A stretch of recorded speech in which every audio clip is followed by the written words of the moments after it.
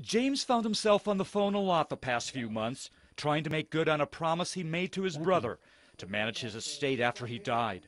So James contacted everyone his brother had done business with. I notified them that he had passed away. That included his brother's insurance company.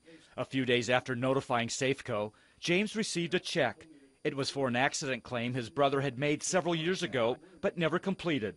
The $330 check was made out to his brother's estate and an auto body repair shop that James says his brother had already paid. Plus, James says, it was no longer in business, so he couldn't get an endorsement to cash the check. I couldn't do anything with it. So late last summer, James says he started calling Safeco over and over to get the check reissued, made out only to his brother's estate. During the next several months, though, James says he was told the same story over and over.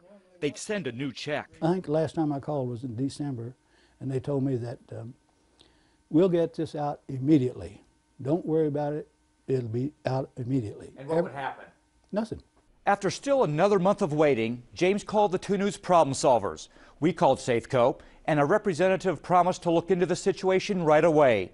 And a couple of days later, James received that reissued check by overnight delivery. He says he was more than relieved. Oh yeah, it's just a ton off your shoulders, you know, because this is my brother, and I'm just trying to help. He picked me to take care of his affairs whenever he passed away. And now, James says he's finally able to finish what he started, able to fulfill that promise between brothers. Pete Knutson, 2 News works for you.